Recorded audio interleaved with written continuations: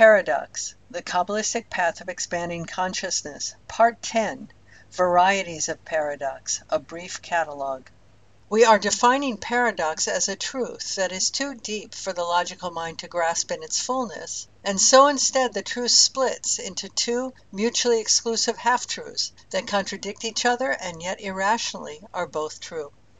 For example, the paradox we explored of how to find the high road in any given moment, which sometimes requires us to rely more on our head, and other times to rely more on our heart, and includes every possible permutation of these two. Yet because that formula is so complex, we human beings tend to simplify the matter by choosing one or the other of those options and making it our policy. There are thus two elements that comprise a paradox: the higher and more heavenly unified truth that the mind cannot grasp, and the mutually exclusive half-truths that appear when that original truth enters our limited minds and earthly awareness. These two components, the heavenly and the earthly, are present in every paradox, yet we rarely see all of their pieces at the same time. Sometimes that original heavenly truth is visible, and sometimes it is not. We'll call these options 1 and 2. When the higher unity is visible, we know that the dissonant polarities are part of a single one. We may not understand how they fit together, but it is clear that they do. For example, scientists studying light cannot avoid the startling and irrational fact that in some experiments light behaves like a particle, and in other experiments it behaves like a wave, though that should be impossible. Yet since the higher unity is visible, meaning they both clearly derive from light, we cannot deny that these waves and particles are one in their source. We are still trying to figure out how that can be, but we know that it is so. When the original unity is not visible, we may not realize that these contradictory phenomena are actually part of a single whole. We might not recognize that they are related to each other at all. In that case, it takes a visionary to intuit the higher connection between the polarities, like Einstein did with space and time. He realized that these two seemingly unconnected phenomena are actually part of a single one, which he called the space-time continuum.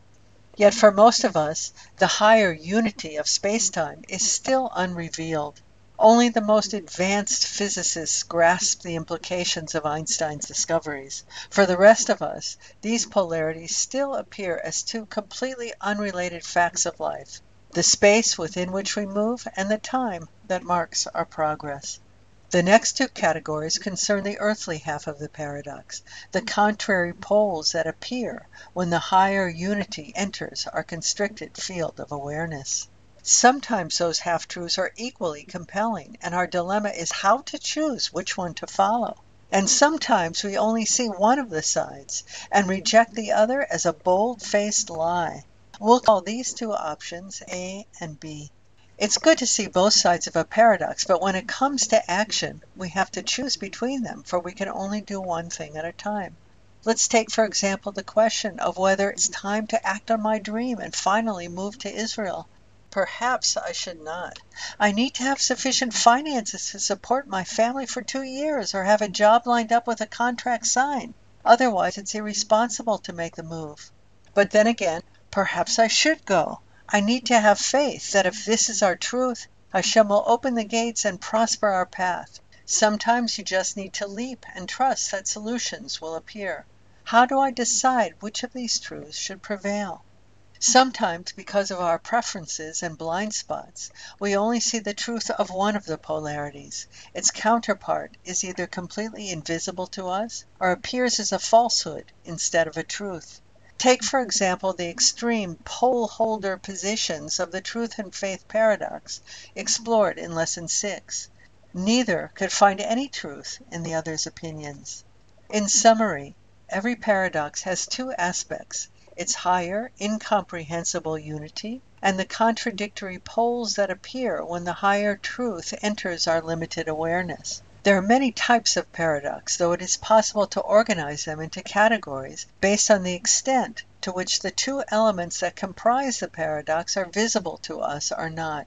We've identified 4 different categories. This table will guide our approach to the paradoxes that arise in our lives. for each type calls for a different response. The samples presented here were brief and abstract. Stay tuned, there are more practical examples to come.